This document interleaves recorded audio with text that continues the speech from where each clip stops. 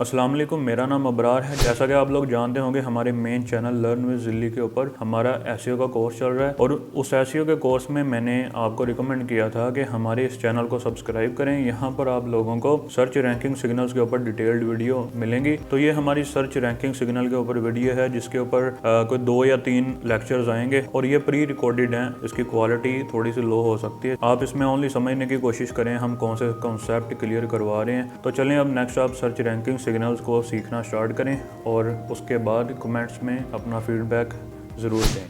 अब हम one by one सब एल्गोरिदम्स को समझेंगे। गूगल किन एल्गोरिदम्स को देख के रैंकिंग देता है। ये एसईओ स्टार्ट करने से पहले आपको थोड़े बहुत समझ आने चाहिए ताकि आपको बाद में आसानी हो।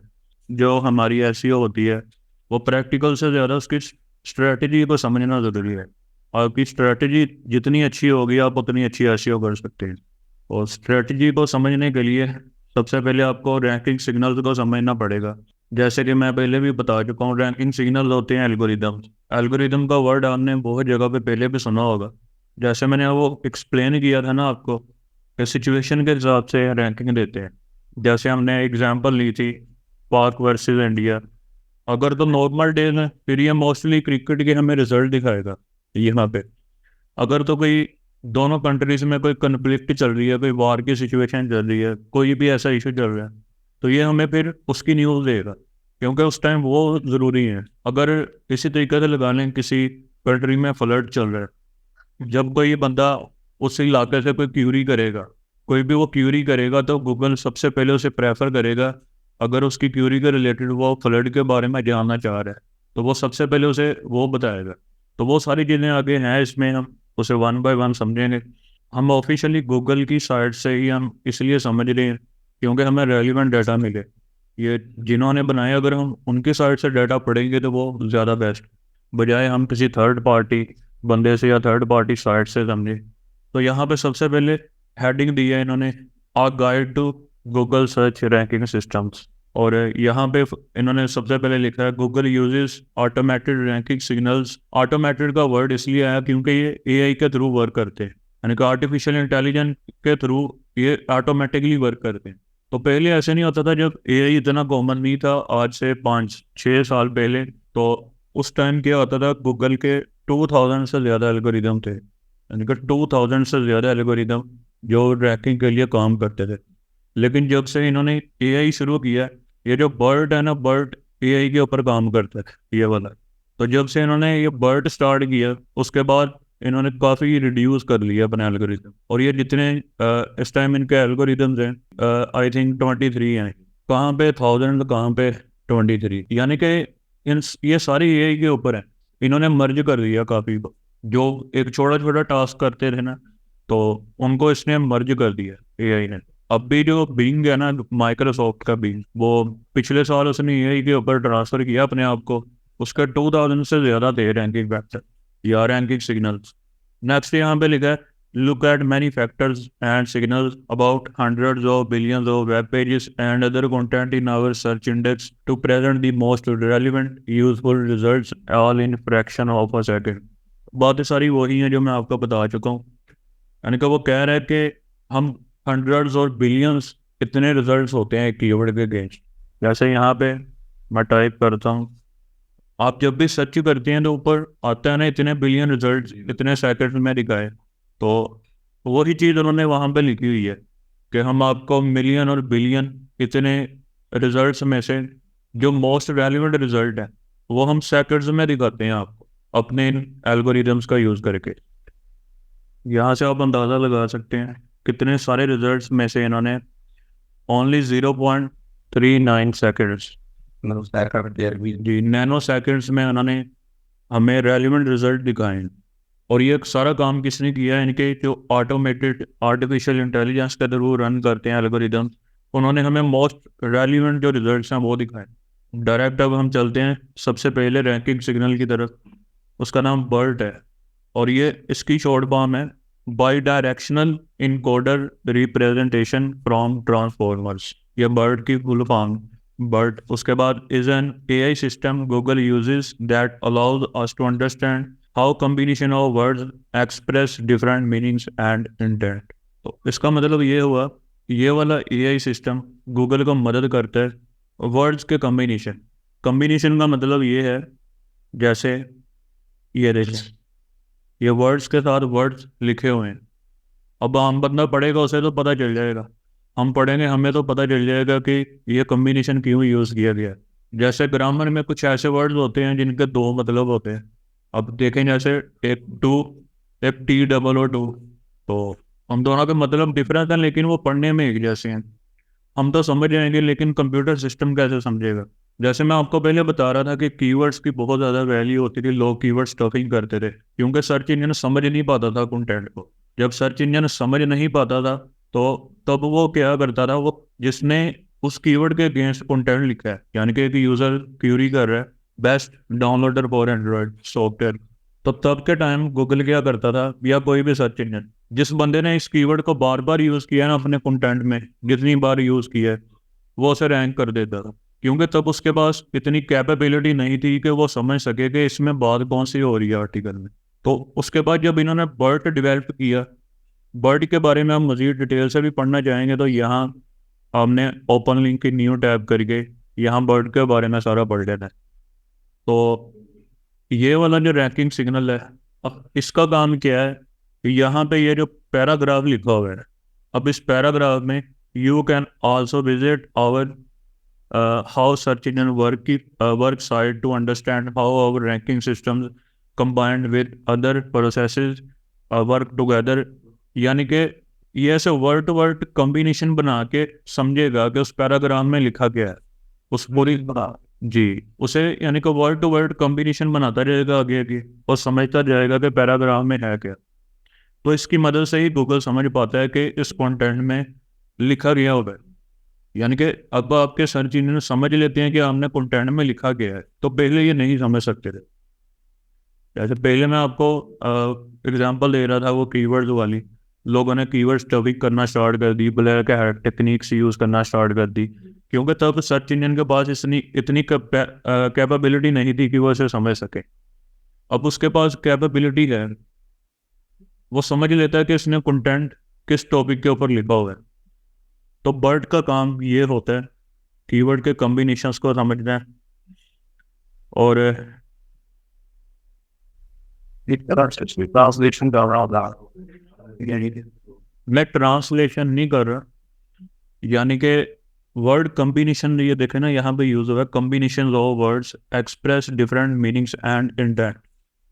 यानी कि जो वर्ड्स के कॉम्बिनेशन है वो डिफरेंट इंटेंशन को जाहिर करते हैं, या किसी का कुछ और मतलब होता है। कहीं पे जैसे मैं बता रहा था कुछ वर्ड का मतलब किसी फ्रेज में कुछ और होगा, कहीं पे कुछ और होगा।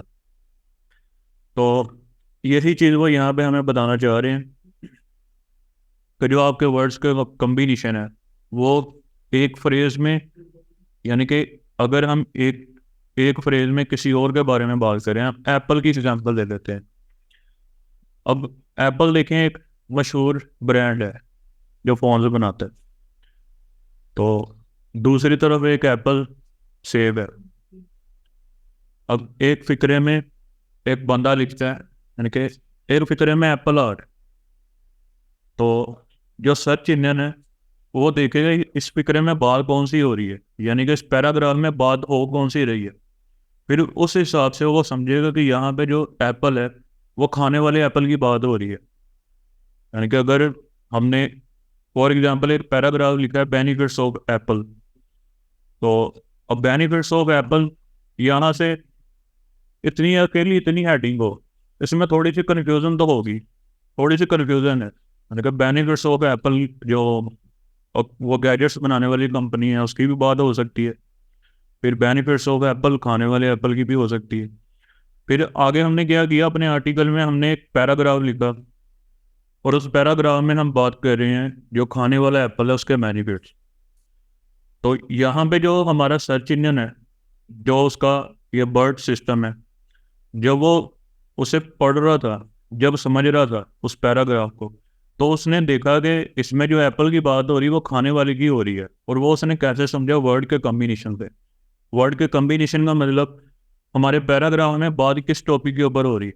हमारे पैराग्राफ में बात हो रही थी कि जो खाने वाला एप्पल है उसके बेनिफिट्स क्या हैं। उससे उसे समझ आ गई कि यहाँ पे जो एप्पल की बात हो रही है वो फ्रूट की हो रही है। हालांकि है तो वो वर्ड तो सेम है ना, स्पेलिंग भी सेम है, सारा कुछ सेम है। अगर एक और पैराग्राफ है उसमें एप्पल कंपनी की बात हो रही है, जो एप्पल आईफोन है उसके बेनिफिट्स की बात हो रही है, वो यहाँ पर कंफ्यूज नहीं होगा, वो इसकी मदद से समझ लेगा उसे।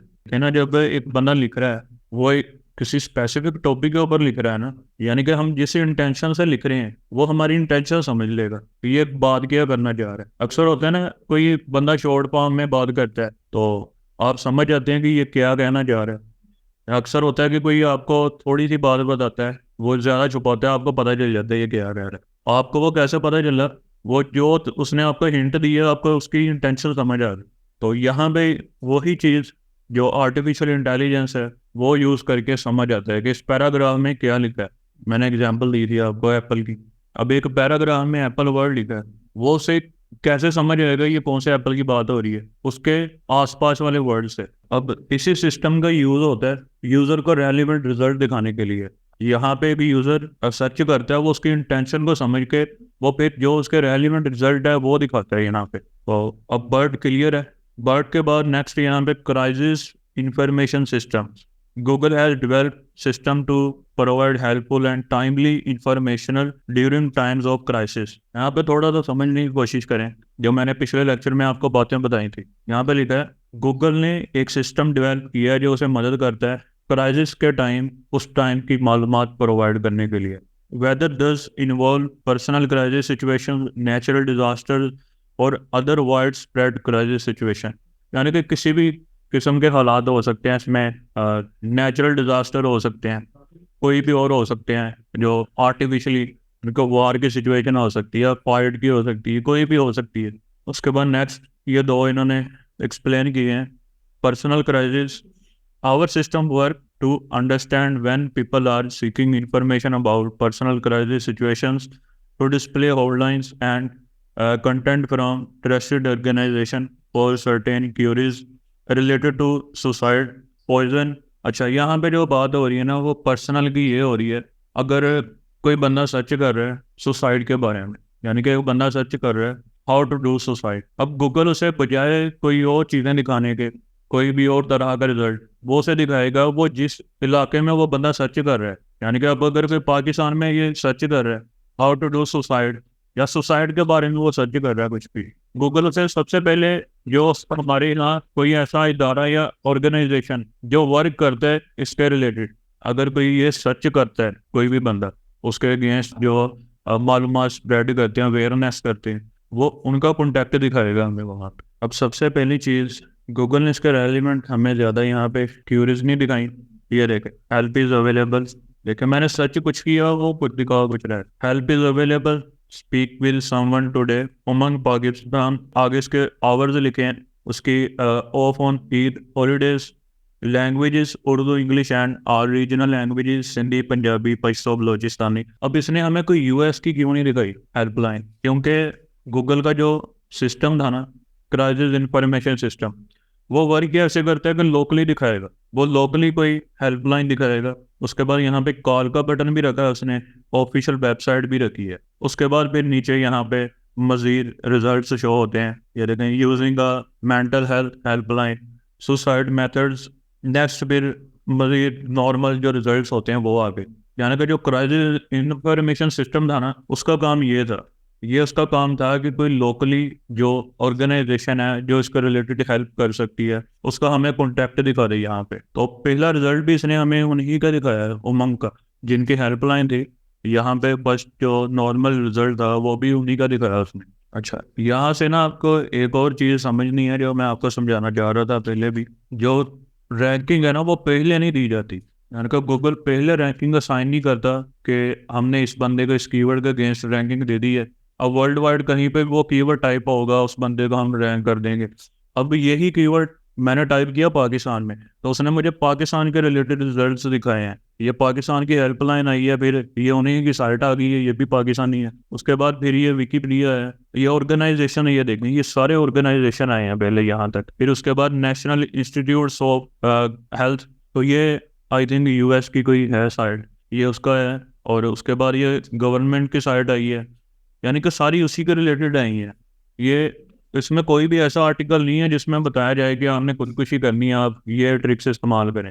इसमें सारे ऐसे रिजल्ट्स हैं जिसमें आपको बताया जाएगा अगर आप ऐसे फील कर रहे हैं तो आप इन ट्रिक्स का यूज़ करें, आप इससे निकल सकते हैं, यानी कि आपकी हेल्प की जाएगी इन सब में। अगर आप यही चीज़ सर्च करते हैं डार्क वेब के ऊपर, आपको वहाँ पे वो बताएंगे कि आपने सुसाइड करनी है, आप ऐसे करें।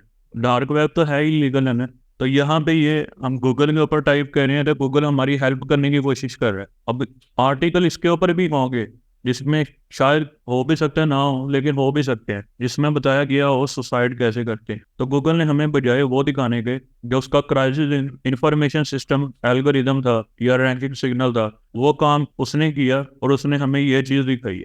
अब दूसरी इसकी सूरत है, उसे समझते हैं SOS alerts. During times of natural disasters or widespread crisis situations, our SOS alerts system works to show updates from local, national, or international authorities. These updates may include emergency phone numbers and websites, maps, translation of uses, phrases, donation opportunities, and more. Learn more about how SOS alerts work and how they are part of Google Crisis Alert that help in time of alerts, wildfires, earthquakes, hurricane and other disasters. अब ये जो इसकी दूसरी form मैंने crisis information system की SOS alerts, आज से कुछ मंथ पहले इधर हमारे ज़लज़ला आया था पाकिस्तान में काफ़ी ज़्यादा। तो उस टाइम क्या हुआ था, गूगल ने कुछ लेटेस्ट मोबाइल थे यानी कि जो अपडेटेड थे ना, जो एंड्रॉयड जिनका 13 था, जो अपडेटेड थे, तो उसमें गूगल ने एक चीज़ रखी हुई है SOS अलर्ट्स। अगर उसे आप अनेबल कर देते हैं तो गूगल आपको एक अलर्ट देता है कि आपके एरिया में ज़लज़ला आने वाला है या ज़लज़ला आ चुका है। आप अगर कोई आपके साथ मसला हो गया, आप इसके ऊपर इस लिंक के ऊपर क्लिक करें, इस अथॉरिटी के साथ कॉन्टैक्ट करें या फ़ोन नंबर आपको देगा। तो ये चीज़ अब गूगल ने ऐड की हुई है। अब वो जो सारा काम किया है वो भी इसी सिस्टम ने किया, क्राइसिस इंफॉर्मेशन सिस्टम ने। यानी कि उसे जैसे ही कहीं से मालूमात मिली है कि फलां इलाके में ज़लज़ला आने वाला है या फ्लड आने वाला है, तो वो फिर आपको उसके रिलेटेड ज़्यादा रिजल्ट्स दिखाएगा, उसका रेलिवेंट। यानी कि अगर फॉर एग्जांपल आप लगा लें कि हमारे सिंध में फ्लड आया, अब आप वहाँ पे न्यूज़ सर्च करते हैं, आप सर्च करते हैं सिंध न्यूज़ टुडे, आपको सबसे पहले क्या नज़र आएगा, आपको फ्लड की न्यूज़ आएंगी सबसे पहले। और कुछ ऐसी अथॉरिटीज़ भी गूगल आपको शो करवा सकता है। अगर आप इफेक्ट हुए हैं, आप इनके साथ कॉन्टैक्ट करें, आप रेस्क्यू के साथ कॉन्टैक्ट करें। ये सारा काम जो करेगा इनका ये वाला सिस्टम करेगा, यानी कि सिचुएशन देख के आपको रिजल्ट दिखाएगा। जैसी सिचुएशन चल रही है आपको वैसे रिजल्ट से दिखाएगा। अगर तो फ्लड की सिचुएशन चल रही है या कोई और सिचुएशन चल रही है, वो आपको उसी हिसाब से रिजल्ट दिखाएगा। अगर फ्लड आया किसी इलाके में तो वो आपको फ्लड से रिलेटेड न्यूज़ देगा। अगर कोई बंदा किसी ऐसे इलाके से सर्च कर रहा है, यानी कि जहाँ पे वो आया है, वो ज़लज़ला जहाँ पे आया है उस इलाके से कोई बंदा सर्च कर रहा है, वो उसे अथॉरिटीज़ के नंबर देगा कि आप रेस्क्यू के साथ कॉन्टैक्ट करें या पुलिस के साथ कॉन्टैक्ट करें। इस टाइप से ना वो फिर उसे और रिजल्ट दिखाएगा। हम यहाँ पंजाब से सर्च करेंगे, हमें वो न्यूज़ दिखाएगा, क्योंकि उसे पता है कि ये जहाँ पे रहते हैं वहाँ पे ज़लज़ला नहीं है, हमें वो उसकी न्यूज़ बताएगा। और वहाँ पे जो लोग हैं, अच्छा जापान में पिछले दिनों अर्थक्वेक आया था, यहाँ पे मैंने सर्च किया अर्थक्वेक जापान, यहाँ पे रिजल्ट देखें, इसने अर्थक्वेक का हमें नाम बताया, उसके बाद टॉप स्टोरीज यानी कि स्निपेट्स में उसने हमें टॉप स्टोरीज बताई, और यहाँ पे भी एक स्निपेट बना के हमें वो डायरेक्ट मालूमात दे रहा है। और उसके बाद यहाँ पे इस साइट का URL देखें, एंड पे .co.jp आ रहा है। JP का मतलब ये जापान की है। अब यहाँ पे जो रिजल्ट्स उसने दिखाए हैं, समझने वाली बात ये है वो हमें JP की साइड क्यों दिखा रहे हैं, हालांकि वर्ल्ड में और भी बहुत बड़ी न्यूज़ साइट है। उसने ये मुनासिब समझा कि जिस कंट्री में ये क्राइसिस हुआ है उसकी जो न्यूज़ चैनल है वो ज़्यादा बेहतर न्यूज़ दे सकते हैं, इसलिए हमें गूगल ने सबसे पहले जापान की साइट दिखाई है। उसके बाद फिर से जापान की साइट है, फिर कुछ वीडियोज़ आई हैं, उसके बाद फिर नेक्स्ट ये भी जापान की साइट है, फिर विकीपीडिया है। हालांकि विकीपीडिया सबसे ऊपर होता है कुछ भी सर्च करें, लेकिन यहाँ पे गूगल ने रेलिवेंट समझा कि जो जापान की साइट्स हैं उनका दिखाया जाए। तो ये सारा कुछ क्राइसिस के हिसाब से हो सकता है। जब ये ओल्ड हो जाए, ये क्राइसिस ओल्ड हो जाए, तो फिर हमें कोई वर्ल्ड वाइड साइट का रिजल्ट ऊपर नजर आ जाए। यहाँ पे ये जो country wise country specific domains होती हैं, इनका भी रोल आपको यहाँ पे थोड़ा बहुत समझ आ रहा होगा। और फिर उसके बाद गूगल ने हमें यहाँ पर टॉप स्टोरीज या स्निपेट बना के दिखाई है। इससे पहले मैंने एक चीज़ सर्च की थी, फ्लड इन जापान। फ्लड आया था तकरीबन 1.5-2 साल पहले। उसने मुझे उसकी टॉप स्टोरीज बना के नहीं दिखाई। और उसमें ये देखें, मुझे जेपी वाली साइट भी नहीं दिखा रहा, मुझे जो वर्ल्ड वाइड न्यूज़ की साइट्स है ना, जो ग्लोबली टारगेट करती हैं, वो दिखा रहा है। CNN ये ग्लोबली न्यूज़ देती है, अल जज़ीरा, फ्लडलिस्ट.com। तो बाद में रिजल्ट चेंज हो गए। अगर इस टाइम 1-2 मंथ पहले वहाँ पे आया होता फ्लड, या इस टाइम सूरत हाल चल रही है फ्लड की, तो फिर मुझे क्या रिजल्ट आने थे? ऐसे टॉप स्टोरीज आनी थी जिसमें न्यूज़ अलर्ट होनी थी लेटेस्ट। उसके बाद फिर जो नॉर्मल रिजल्ट्स होने थे उसमें भी जापान की साइट्स आनी थी। ऐसे बाद में गूगल फिर उसे ग्लोबली के ऊपर ट्रांसफ़र कर देता है। तो ये सारा सिचुएशन के हिसाब से है, कंट्री के हिसाब से, सिचुएशन के हिसाब से। जी, टाइम टू टाइम वो रेलिवेंट रिजल्ट शो करवाता है। अच्छा, एक सूरत हाल हो सकती है, एक कंट्री में कोई क्राइसिस होता है, कुछ भी हो सकता है, नेचुरल डिजास्टर हो सकता है, वार हो सकती है, कुछ भी हो सकता है, और वहाँ पे कोई ऐसा मीडिया नहीं है जो उसे कवर कर सके, या वो कर नहीं रहा, या वो लेट न्यूज़ अपडेट दे रहा है। लेकिन आप पाकिस्तान में हैं, आपकी साइट चाहे डॉट पीके वाली है, आपके पास किसी टॉपिक के ऊपर लेटेस्ट न्यूज़ है, आप अपनी साइट के ऊपर वो लेटेस्ट न्यूज़ आप पब्लिश कर देते हैं, तो अब वहाँ पे गूगल आपको प्रेफर करेगा या किसी ओल्ड न्यूज़ को प्रेफर करेगा, जो जापान की अपनी साइट से? क्योंकि गूगल की प्रायोरिटी होगी मैं लेटेस्ट न्यूज़ दूँ। अब गूगल को पता है कि जो आप हैं, आप भी अच्छी न्यूज़ देते हैं, गूगल की नज़र में आप अथॉरिटी हैं, तो गूगल को पता है कि ये जो साइट का ओनर है ये भी अच्छी न्यूज़ देता है, या ये वाली साइट अच्छी न्यूज़ देती है, लेकिन ये है पाकिस्तानी। लेकिन ऐसा सीन हो जाता है कि जिस कंट्री में वो क्राइसिस हुआ है, वहाँ पे उन्होंने अभी उसके ऊपर लेटेस्ट न्यूज़ नहीं दी। यानी कि वहाँ पे फॉर एग्जांपल उसने बताया था, उस साइड ने, कि एक दिन पहले बताया था इतना नुकसान हो चुका है फ्लड से, लेकिन आपने 1 घंटा पहले की रिपोर्ट बना के हमने अपनी साइट के ऊपर पब्लिश कर दी। फिर गूगल आपको दिखाएगा। जब तक उनकी अपनी साइट्स आपको रिप्लेस नहीं कर देती, चाहे आपने जितना मर्जी अच्छा कंटेंट बनाया, आपने जितने मर्जी अच्छे बैकलिंक्स बनाए हैं, आपकी साइट बहुत अच्छी है, लेकिन गूगल जापान से आपकी रैंकिंग हटा देगा। अगर वहाँ की कोई नॉर्मल साइट भी न्यूज़ लेटेस्ट दे रही है, गूगल आपको रिप्लेस कर देगा उससे, क्योंकि गूगल ये समझता है कि जो वहाँ पे मुकामी लोग हैं या उस कंट्री के लोग हैं, जी, वो ज़्यादा बेहतर न्यूज़ दे सकते हैं। समझ आइए अब। बाकी मज़ीद आप इसको अगर पढ़ना चाहते हैं, ये जो इसमें इन्होंने बैकलिंक्स दिए हुए हैं, इनके ऊपर क्लिक करके आप पढ़ सकते हैं। ज़्यादा डिटेल में अगर आप समझना चाहते हैं, आप समझ सकते हैं। थर्ड नंबर पे है D duplication systems. Searches on Google may find thousands or even millions of matching web pages. Some of these may be very similar to each other. In such cases, our system shows only the most relevant results to avoid unhelpful duplication. Learn more about deduplication works and how to see omit results if desired when deduplication happens. The next, deduplication also happens with featured snippets. If a web page listening is elevated to become a featured snippet, we don't repeat the listening letter on the first page of the results. अच्छा, अब जो Google का duplication system है वो कैसे work करते हैं? तो डुप्लीकेशन का मतलब क्या होता है? कॉपी, एक जैसा। अब यहाँ पे ये जो इनका सिस्टम है ये कैसे काम करेगा? अब फॉर एग्जांपल एक एक बंदे ने साइट बनाई, उसके ऊपर वो कंटेंट पब्लिश करता है, हाउ टू इंस्टॉल विंडोज 10, और उसमें वो सेम बातें बता रहा है, यानी कि सेम वो बता रहा है आप पहले विंडोज़ का लाइसेंस बाय करें, फिर डाउनलोड करें ऐसे, फिर ऐसे रीबूट करें USB के थ्रू, उसे इंस्टॉल कर लें। अब आप में से अगर किसी ने ये बनाई है साइट, तो आप अकेले नहीं हैं, और भी करोड़ों में लोग होंगे जिन्होंने यही रिजल्ट बनाया। वर्डिंग चेंज होगी, यानी कि आप वर्डिंग चेंज कर देते हैं तो मतलब चेंज नहीं होता किसी बात का, मतलब वही रहता है, वर्डिंग चेंज हो जाती है। जैसे सिनोनिम्स बोलते हैं, तो सिनोनिम्स यूज़ करने से बात का मतलब है ना, वो कभी चेंज नहीं होता। यहाँ पे वही चीज़ की बात हो रही है, यानी कि करोड़ों रिजल्ट्स हैं, उन करोड़ों में हर बंदा ही यही बता रहा है विंडोज़ 10 कैसे इंस्टॉल करनी, लेकिन उन करोड़ों में से 10 लोग ऐसे थे जिन्होंने ज़्यादा इन्फॉर्मेशन दी है, यानी कि उन्होंने उसमें कुछ एडिशनल टिप्स भी दी हैं। अब ये वाली विंडोज़ पहले, यानी कि चूज़ करने से पहले उन्होंने क्या किया, उन्होंने सिस्टम रिक्वायरमेंट्स भी बता दी इसमें ये वाली विंडो इंस्टॉल करें, इसमें ये वाला वर्जन इंस्टॉल करें, 32 बिट कौन से सिस्टम में करनी है, 64 किस में करनी है। यानी कि कुछ ऐसे लोग थे जिन्होंने बहुत ज़्यादा हेल्पफुल कंटेंट बना दिया, कोई यूनिक चीज़ भी ऐड की है। बाकी तो जैसे मैं बता रहा था, वर्डिंग सब चेंज कर देते हैं प्लेजरिज्म ख़त्म करने के लिए, कि मेरा टेक्स्ट किसी और का साथ मिलता ना हो, लेकिन वो ख़त्म करने से मतलब नहीं बदलता।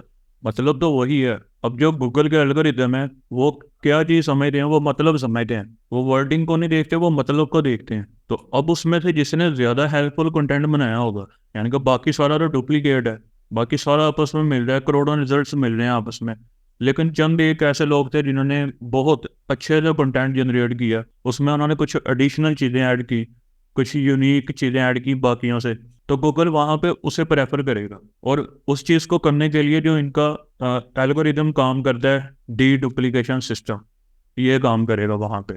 लोग क्या करते हैं, वो देखते हैं कि मेरे कंटेंट में प्लेजरिज्म तो नहीं है। कुछ लोग तो ऐसे करते हैं, वो रीराइट करते हैं आर्टिकल को।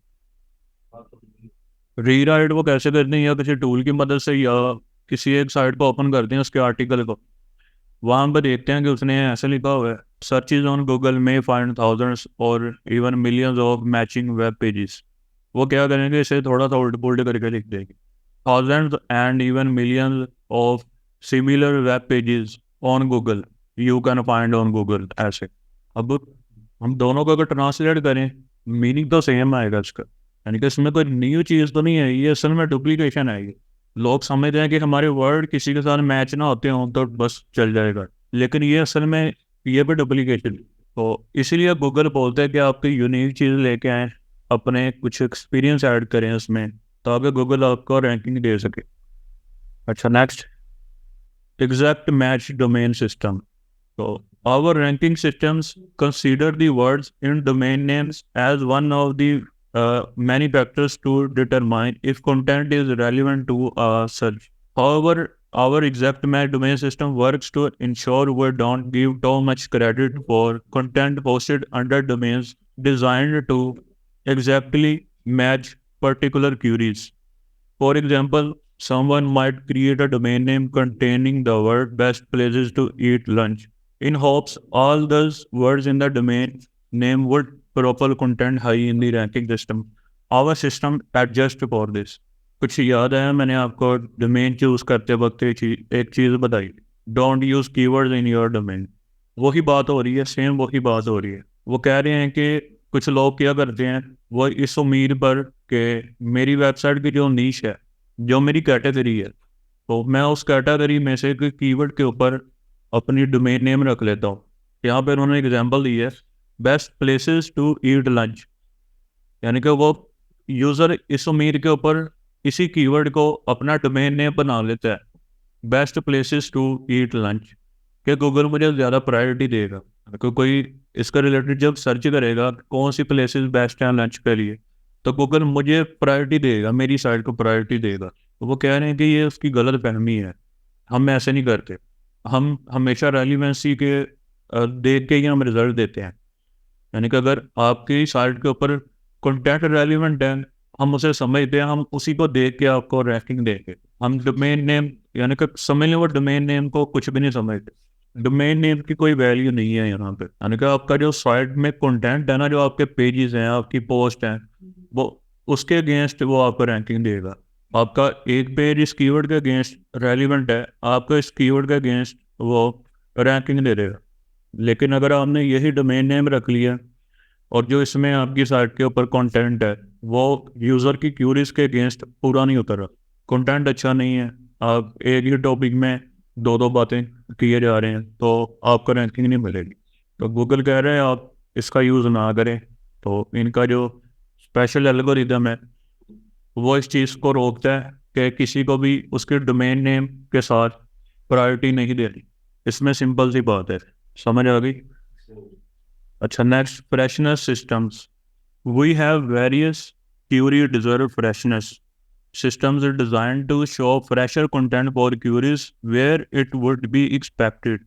For example, if someone is searching about a movie that's just released, they probably want recent reviews and rather than old articles from when production began. कि वो हमें बताना चाह रहे हैं कि कुछ ऐसी क्यूरीज होती हैं जिनके ऊपर फ्रेशनेस जो रिजल्ट्स हैं उनको दिखाना ज़रूरी हो जाता है या ज़रूरी होता है। अब जैसे कुछ होता है ना, कुछ लोग वो काफ़ी ज़्यादा बैकलिंक्स बना लेते हैं कि हम फर्स्ट पोजीशन के ऊपर आ गए हैं, अब हमें यहाँ से कोई भी नहीं उतार सकता। लेकिन अगर उसी चीज़ में कोई न्यू आ जाती है, अब जैसे पहले था कि फॉर एग्जाम्पल आप लगा रहे हैं, एक बंदे ने लिखा था सैमसंग गलेक्सी S23 के रिलेटेड आर्टिकल, मतलब उसका उसने रिव्यू किया था और वो आर्टिकल फर्स्ट पेज के ऊपर उसने फर्स्ट नंबर के ऊपर रैंक करवाया। अब क्या होगा कि जब सैमसंग S24 आया, अब गूगल उसे वहां पे रखेगा या ओल्ड वाले को रखेगा, न्यू वाले को रखेगा। यानी कि जब कोई बंदा सर्च करेगा Samsung S series new phone, इस कीवर्ड के ऊपर वो बंदा पहले रैंक कर रहा था जिसने 23 के ऊपर लिखा था। अब 24 आया तो वही कीवर्ड है Samsung S series new phone, तो गूगल यहाँ पे प्रेफर करेगा S24 वाले का हम ऊपर दिखाएं, क्योंकि वहाँ पे वो फ्रेश कंटेंट दिखाना लाजम हो चुका है। ये जो इनका सिस्टम है या ये वाला इनका एल्गोरिथम है, इसका काम है कि फ्रेश रिजल्ट दिखाना। अगर आपका कंटेंट कोई ऐसी निश के ऊपर है तो उसका जो बेटर जो सोल्यूशन है वो ये है कि अपने कंटेंट को आप अपडेट कर लें। इन्होंने जो यहाँ पे एग्जांपल दी है वो एक मूवी की दी है। For example, if someone is searching about a movie that's just has been released, they probably want recent reviews rather than old article from when production began. यानी कि वो कह रहे हैं कि यहाँ पे अगर कोई बंदा एक मूवी सर्च करता है, जब ये मूवी अनाउंस हुई थी तब कुछ लोगों ने इसके ऊपर आर्टिकल लिखे होंगे कि ये मूवी अनाउंस हुई है, इसकी शूटिंग स्टार्ट हो चुकी है, ये इस डेट को रिलीज हो जाएगी।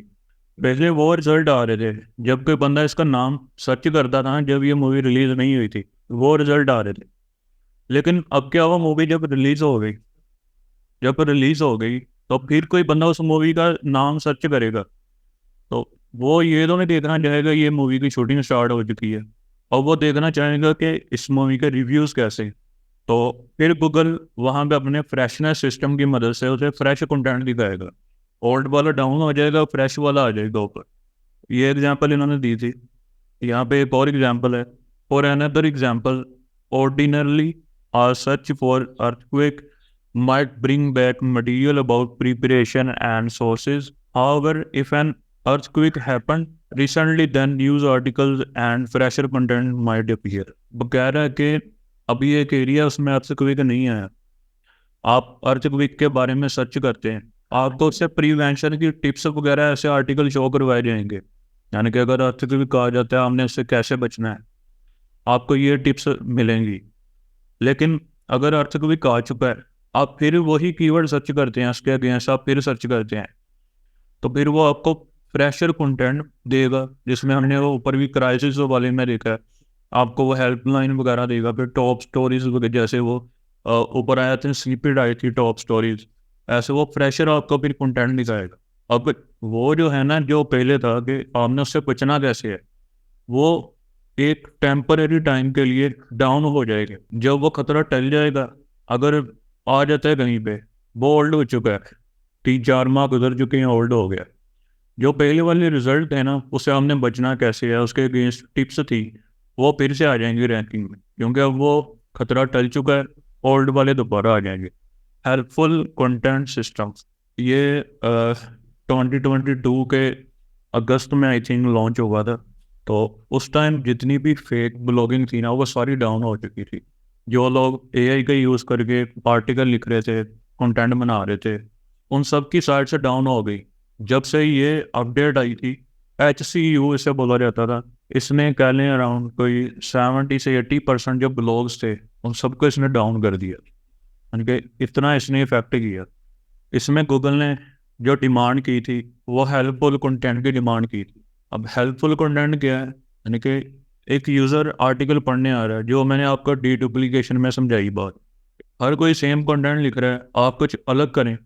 बाकी यहाँ पे पढ़ते हैं इन्होंने क्या लिखा है, our helpful content system is design to better ensure people see original helpful content written by people for people. बात समझ आई यहाँ पे, written by people for people, अगर लोगों की तरफ से लिखा गया हो लोगों के लिए। अब इसमें ये हमें एक हिंट दे रहा है, यानी कि एआई टूल का यूज़ ना करें, हमें हिंट दे रहा है यहाँ पे ये कि लोग लिखें लोगों के लिए। अब यहाँ पे कौन से लोगों की बात हो रही है? जो लोग इंडस्ट्री के एक्सपर्ट हैं, जो बंदा जिस चीज़ में एक्सपर्ट है, वो जिन लोगों को उसमें दिलचस्पी है उनके लिए लिखे, अपना एक्सपीरियंस उनके लिए शेयर करे। In search results rather than content made primarily to gain search engine traffics. वो कह रहे हैं कि अब से जो प्राइमरी हम प्रेफर करेंगे, वो इन्हीं लोगों को प्रेफर करेंगे जो हेल्पफुल कंटेंट बना रहे हैं। अब हेल्पफुल कंटेंट क्या है? ऐसा कंटेंट जिसमें आप यूज़र को कंप्लीटली सेटिस्फाई कर रहे हैं। जैसे कि अब हेल्थ के ऊपर आप साइड बना लेते हैं, आपने हेल्थ के ऊपर साइड बनाई, अब दूसरी तरफ एक डॉक्टर बना लेते हैं, आप आर्टिकल लिख रहे हैं स्किन का रिलेटेड, और दूसरी तरफ एक स्किन का डॉक्टर बना लेते हैं साइड, और वही आर्टिकल वो लिख रहा है, वही आप लिख रहे हैं। अब आप बेटर लिखेंगे या वो बेटर लिखेगा? जी। अब वो एक्सपर्ट है, उसके पास एक तो एक्यूरेट और दूसरा फुल नॉलेज है, यानी कि उसके अगेंस्ट फुल नॉलेज है उसके पास।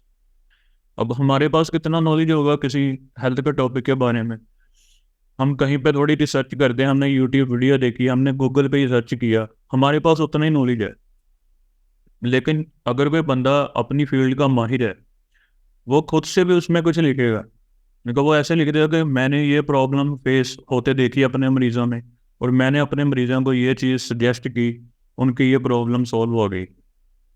अब हम ऐसे कहाँ से लिख सकते हैं? हम लिख भी रहे हैं, हम झूठ लिखेंगे, हम कितना सक्सेसफुल बना सकते हैं? ये चीज़ यहाँ पे इसकी बात हो रही है। यहाँ पे वो एग्जाम्पल भी फिट हो सकती है जो मैंने आपको ऊपर समझाई थी विंडोज़ वाली, यानी कि एक बंदा आर्टिकल बना रहा है हाउ टू इंस्टॉल विंडोज 10, वो बता रहा है ऐसे बूटेबल आप डिस्क या यूएसबी लें, कंप्यूटर को रीस्टार्ट करें और ऐसे अपनी विंडोज़ का सारा प्रोसीजर वो कर लें। दूसरी तरफ एक बंदा है, वो सबसे पहले बताता है कि हमने विंडोज़ लेनी कहाँ से है। देखो वो बताएगा आप ऑफिशियल माइक्रोसॉफ्ट से लें, उसमें कोई वायरस नहीं होगा, कोई इशू नहीं होगा। वो ऐसे पहले शुरू करेगा अब यहाँ से विंडोज़ लें, फिर वो बताएगा कि उसके जो वर्जन होते हैं विंडो के, विंडो इसमें प्रो होती है, एजुकेशन होती है, तो काफ़ी टाइप की विंडोज़ होती है। वो आपको वो भी उसमें गाइड करेगा कि आपका वर्क कौन सा है और आपने विंडोज़ कौन से इंस्टॉल करनी है, यानी कि आप चूज़ कौन सी करें। फिर उसके बाद वो आपको गाइड कर रहा है कि आपका सिस्टम कितने बिट है और आपको कौन सी विंडोज़ इसमें करनी चाहिए, कौन सी बेस्ट रहेगी। फिर आपकी सिस्टम रिक्वायरमेंट्स वो बता रहा है कि आपके जो सिस्टम है, अगर उसकी रिक्वायरमेंट इतनी है, उसमें रैम इतनी है, हार्ड इतनी है, स्पेस है इसमें, फिर आप विंडोज़ इंस्टॉल करें। और उसके बाद वो आता है नेक्स्ट, वही चीज़ आ जाती है जो बाकी लोग कर रहे हैं, नेक्स्ट वही चीज़ आ जाती है कि बूटेबल डिस्क या यूएसबी लें, ऐसे फिर नेक्स्ट अपनी विंडोज़ इंस्टॉल कर लें। अब यहाँ पर ज़्यादा हेल्पफुल कंटेंट किसने बनाया दोनों में से? जी, उसने कंप्लीट गाइड किया यूज़र को। यूजर की पूरी जो नीड है उसको मुकम्मल करना है। जी, एक टॉपिक को हर एस्पेक्ट से कवर करना, ये बात यहाँ पे कर रहा था। नहीं तो जब ये अपडेट आई थी, जब ये न्यू लॉन्च हुआ था 2022 के एंड में, अब ज़्यादातर लोग वो यही के साथ कंटेंट बना रहे थे, तो यहाँ पे इन्होंने वाज़ेह कर दिया हमें written by people for people. उनका गूगल इसका मतलब उसे डिटेक्ट करना होता है कि हमने एआई कंटेंट को डिटेक्ट कैसे करना है। गूगल ये तो नहीं कहेगा कि हमने जो सर्च किया है इसका हमारे पास कंटेंट नहीं है, वो कुछ ना कुछ दिखाएगा। कुछ कीवर्ड्स ऐसी होती हैं, कुछ सर्चेज ऐसी होती हैं, आपने ट्राई भी किया होगा, आपको 3-4 रिजल्ट्स आते हैं, बस फिर आ जाता है रिजल्ट सेंड। अब वो जो 3-4 है ना, वो यही लोग थे कि जिन्होंने कुछ ना होने से बेहतर था कुछ उन्होंने लिख लिया, यानी कि जैसे उन्होंने ये से लिखा, जैसे भी लिखा, उनके पास वो टॉपिक था कि उन्होंने वो कंटेंट लिख दिया। अब जब तक कोई अच्छा कंटेंट लेके आएगा नहीं, उनको बीट नहीं यानी कि कोई कर सकता। जब कोई और साइट आएगी उस टॉपिक के ऊपर लिखेगी, अच्छा कंटेंट लिखेगी, गूगल आपको फिर डाउन कर देगा। एक तो ये सिनेरियो होता है। अब दूसरा ये होता है कि अक्सर कुछ ऐसे टॉपिक्स होते हैं जिनके ऊपर एआई यानी कि कंटेंट को काफ़ी हद तक ना वो हेल्पफुल कर देते हैं। कुछ टॉपिक्स के ऊपर उसका कह लेंगे गलती से ना वो लिख देता है, अच्छा कंटेंट लिख देता है गलती से कुछ टॉपिक्स के ऊपर। अगर वो ऐसा कर देते हैं तो फिर उस सूरत में भी आपके पास ट्रैफिक आ सकती है। लेकिन जैसे मैं ब्लैक हैट में आपको बताया था कि कुछ टाइम के लिए आप रैंकिंग ले सकते हैं ब्लैक हैट से, यहाँ पे भी वही होगा। कुछ टाइम के लिए आपको रैंकिंग मिल गई, जब गूगल ने अपनी अपडेट रोल आउट की, यानी कि ये इसके जो एल्गोरिदम्स होते हैं ये इसे रोल आउट करते हैं। स्पैम अपडेट पिछले साल इन्होंने बहुत सारी की, साल में 2-2 बार इन्होंने spam update, helpful content update, एक लिंक स्पैम अपडेट थी, इन तीनों को इन्होंने बार बार अपडेट किया। जब ये रोल आउट होती है तब वो साइट डाउन हो जाती है। फिर उसके बाद दूसरा, यूट्यूबर्स एक टेक्निक यूज़ करते हैं फेक कंटेंट आपको दिखाने के लिए, रोबोट्स या बोट्स का जरिए ट्रैफिक। कुछ बोट्स होते हैं वो आपको ट्रैफिक देते हैं, उनके बोट्स की ट्रैफिक जो होती है वो टूल्स का जरिए जनरेट की जाती है। आपने वो देखा होगा, Facebook page followers, YouTube subscriber sell करते हैं लोग, और उसमें मोस्टली ऐसे होते हैं जो एआई के थ्रू जनरेट हो रहे हैं। जब से एआई आया, एआई के थ्रू जनरेट हो रहे हैं। उससे पहले क्या था, कुछ टूल्स थे, टूल्स की मदद से वो जनरेट होते थे ऑटोमेटिकली, यानी कि वो बोट्स होते हैं। वो रियल ह्यूमन या रियल सर्वर नहीं होता, वो बोट्स होता है, बोट्स होते हैं। और उन बोट्स की मदद से व्यूज़, लाइक्स वगैरह दिए जाते हैं। लेकिन जब बाद में अगर उनके एल्गोरिदम स्ट्रॉन्ग होते हैं तो वो ड्रॉप हो जाते हैं, बाद में ये ड्रॉप भी हो जाते हैं।